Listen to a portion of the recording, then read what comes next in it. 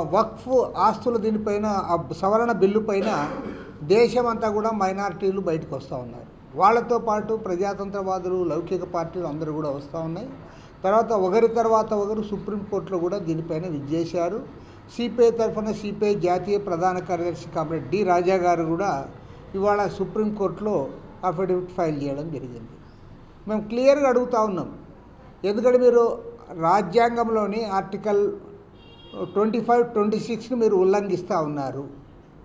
మత సంస్థలు వాళ్ళకున్న ఆస్తులు కానీ, వాళ్ళకున్న ఇతర సంస్థలు కానీ వాళ్ళు స్వేచ్ఛగా, స్వతంత్రంగా వాళ్ళు నడుపుకోవడానికి అవకాశం ఉంది. మీరు దాంట్లో తలదూరుస్తూ ఉన్నారు. తలదూర్చి చివరికి వాళ్ళ వక్ఫ్ బోర్డుకి చీఫ్ ఎగ్జిక్యూటివ్ ఆఫీసర్ ఉంటే సిఇఓ సిఇఓను కూడా నాన్ ముస్లింలు పెడతామని మార్చేస్తున్నారు. తర్వాత వాళ్ళ కౌన్సిల్లో వాళ్ళ కౌన్సిల్కి సంబంధించి సెంట్రల్ వక్ఫ్ కౌన్సిల్లో కూడా ఇతర మతస్థులు మీరు ఆడబెట్టాలంటా ఉన్నారు.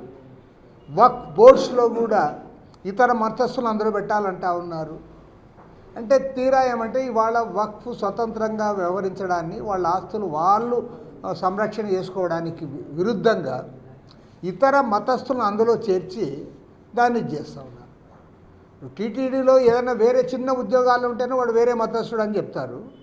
కానీ ఇక్కడ మొత్తం బోర్డులో ఉండొచ్చు, కౌన్సిల్లో ఉండొచ్చు, సిఇఓ ఉండొచ్చు, దానిపైన మా పెత్తనం ఉండొచ్చు.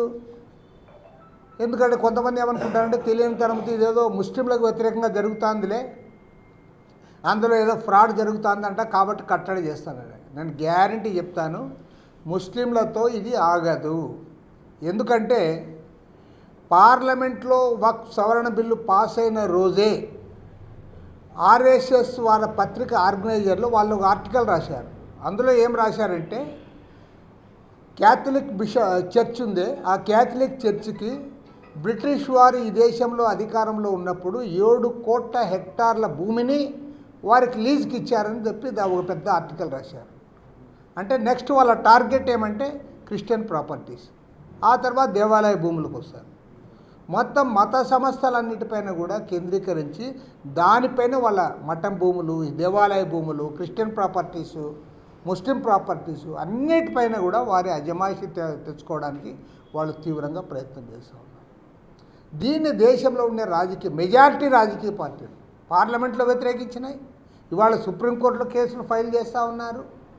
దీని నుంచి గుణపాఠాలు నేర్చుకోకుండా ప్రైమ్ మినిస్టర్ దిగజారి మాట్లాడుతూ ఉన్నాడు. ప్రైమ్ మినిస్టర్ ఏమంటున్నాడు, కాంగ్రెస్ పార్టీ వాళ్ళు రెచ్చగొడతా ఉంది, దాని బదులు ఒక ముస్లింకి మీరు కాంగ్రెస్ పార్టీ అధ్యక్ష పదవి ఇవ్వండి, లేదా 50% సీట్లు ముస్లింలకు ఇవ్వండి అని మాట్లాడతారు. ఒక ప్రధానమంత్రి మాట్లాడాల్సిన మాటలేనే అని నేను అడుగుతా ఉన్నాను. ఒక ఇష్యూని రైజ్ చేస్తాం, దళితుల ఇష్యూ రైజ్ చేస్తాం, మీరు అధ్యక్ష పదవి దళితునికి ఇవ్వండి.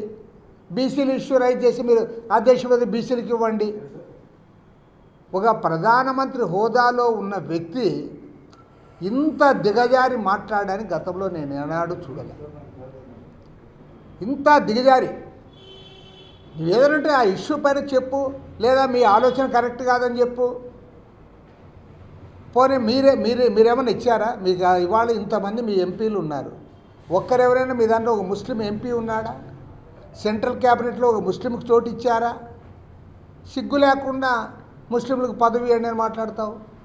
నువ్వు దగ్గరికే రానివ్వవు. ఇవాళ భారతదేశంలో ఇండోనేషియా తర్వాత భారతదేశంలోనే అత్యధిక కోట్ల మంది ముస్లింలు ఉండేది. ప్రపంచంలోనే 2వ స్థానం.